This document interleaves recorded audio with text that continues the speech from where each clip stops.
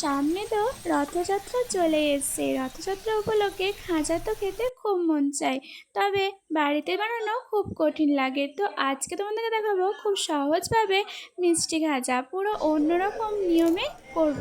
তো বন্ধুরা, hello friend, welcome back to my new video. তোমাদের ফুড বাঙালিতে ওয়েলকাম। আজ দেখাবো খুব সহজভাবে অন্যরকমভাবে একটা খাজার রেসিপি। তো দেখো, ফুল ভিডিওটা দেখতে থাকো আর আমার সাথে থেকো। তো দেখো, আমি এখানে দিয়েছি 2 বাটি ময়দা আর দিয়েছি এখানে 2 চা চামচ ঘরে তৈরি করা ঘি। আমি এখানে ঘি দিয়েছি, তোমরা এখানে রিফাইন অয়েলও দিতে পারো। আর হ্যাঁ, আমি এখানে অল্প পরিমাণে কিন্তু নুনটাও দিয়েছিলাম, নুনটা দেখানো হয়নি। এরপর দেখো ভালোভাবে একটু ময়ান করে দিচ্ছি।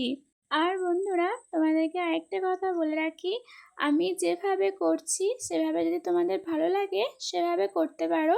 তাছাড়া অন্য নিয়মেও করা যায়, সেই নিয়মেও করতে পারো। তবে এভাবে করলে খেতেও ভালো লাগবে আর অনেকটা ক্রিস্পি আর মুচমুচেও লাগবে। তো দেখো, আমার ময়ানটা কিন্তু ভালোভাবে রেডি করা হয়ে গেছে। ডাবটা করছি, ডাবটা কিন্তু ভেঙে যাচ্ছে হাত দিয়ে ভালোভাবে চাপ দিলে। এরপর দেখো, অল্প অল্প জল দিয়ে একটা কিন্তু ডো তৈরি করেছি। ডোটা বেশ পাতলাও নয়, বেশ শক্তও নয়, মিডিয়ামে ডোটা তৈরি করে নিতে হবে। এখানে দেখো ভালোভাবে আমি কিন্তু মেখে নিচ্ছি। যত ভালো মাখবে তত কিন্তু ডোটা ভালো হবে আর ততই কিন্তু ক্রিস্পি হবে খাজাটা খেতে। তো দেখো, আমার ডোটা কিন্তু মাখা কমপ্লিট হয়ে গেছে। এবার একটা ঢাকনা দিয়ে ঢাকা দিয়ে দিচ্ছি। এখানে ততক্ষণ চিনির সিরাটা তৈরি করে নিই। হাফ বাটি দিয়েছি চিনি আর ওই বাটি দিয়েছি হাফ বাটি জল। এরপর দিয়েছি একটা ছোট্ট পরিমাণে এলাচ ফাটিয়ে দিয়েছি, যাতে একটু স্মেলটা ভালো লাগে তার জন্য। এরপর দেখো, আমার চিনির সিরাটা কিন্তু রেডি করা হয়ে গেছে। তোমাদেরকে দেখাই, 1 দাগ 2 দাগ যখনই হবে তখনই কিন্তু এটা নামিয়ে নিতে হবে। আর নামানোর আগে অল্প পরিমাণে একটু লেবুর রস দেবে, যাতে আর যেন জমাট না বাঁধে। আমার কিন্তু চিনির শিরাটা তৈরি করা হয়ে গেছে। এরপর দেখো কতটা সফট হয়েছে। এতটাই কিন্তু সফট করেই মাখতে হবে। কতটা নরম লাগছে দেখো। এভাবে কিন্তু মেখে নেবে তোমরা ডোটা। ছোট ছোট করে আমি এবার লেচিটা কেটে নিচ্ছি।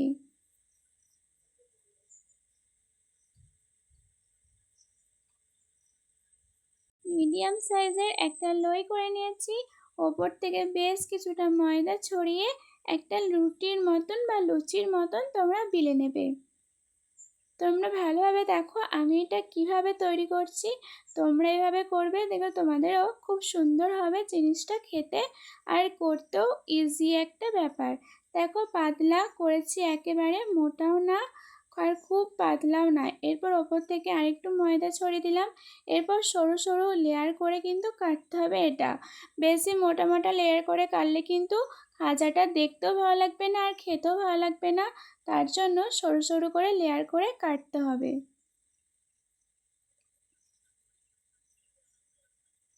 বেশি টাইম লাগবে না, চটজলদি কিন্তু ঘরেতেই তৈরি হয়ে যাবে আর খুব সুন্দর খেতেও হবে, অনেকদিন সংরক্ষণও করতে পারবে।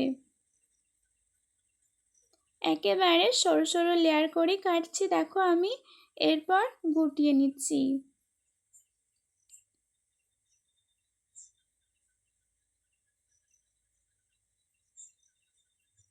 সবটা দেখো গোটানো হয়ে গেছে।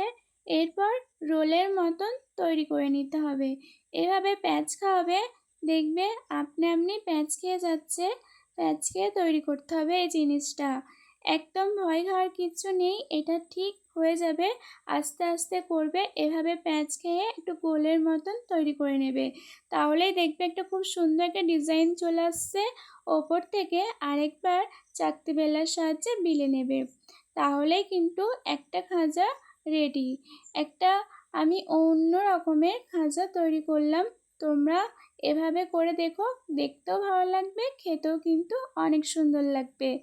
দেখো, আমার খাজাটা কিন্তু রেডি হয়ে গেছে। এরপর সেমভাবেই আবার কিন্তু আরেকটা নিয়ে নিয়েছি। সরু সরু করে কিন্তু কেটেছি, খুব মোটা মোটা করে কাটিনি। মোটা মোটা করে কাটলে ভাজার সময় তোমাদেরকে আমি দেখাবো লেয়ারগুলো খুব সুন্দর বোঝা যাচ্ছে। সেরকম কিন্তু লেয়ারগুলো বোঝা যাবে না যদি মোটা মোটা করে কাটা হয়।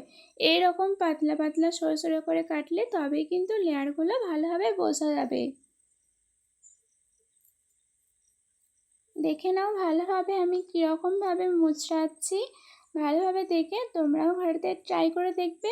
আশা করছি তোমাদেরও খুব সুন্দর হবে এটা। পাশেতেই কিন্তু তেলটা আমি চাপিয়ে দিয়েছি। এরপর একে একে এগুলো ছেড়ে দিচ্ছি। লো ফ্লেমেই করবে, হাই হিটে করবে না, তাহলে ক্রিস্পি হবে না। লো ফ্লেমে আমি এটা ভেজেছি। তো দেখো একটু হাতে টাইম নিয়ে ভাজবে। চামচের সাহায্যে দেখো তেলগুলো আমি একটু ওপর দিয়ে ছিটিয়ে দিচ্ছি, যাতে ভালোভাবে লেয়ারগুলো বোঝা যায়। দেখো বন্ধুরা কত সুন্দর লেয়ারগুলো বোঝা যাচ্ছে।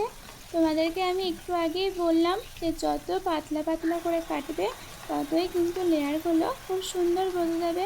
আর দেখতেও কি কিউট লাগছে, তাই না? দেখো আমার কিন্তু লাল করে ভাজা হয়ে গেছে। এরপর আমি একটা প্লেটে তুলে নিচ্ছি।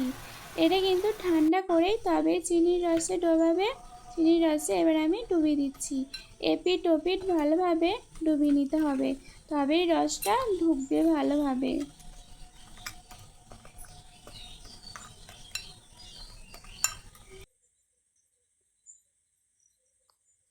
তো বন্ধুরা দেখো কত সুন্দর দেখতে লাগছে। একটা ইউনিক ডিজাইনের খাজার রেসিপি।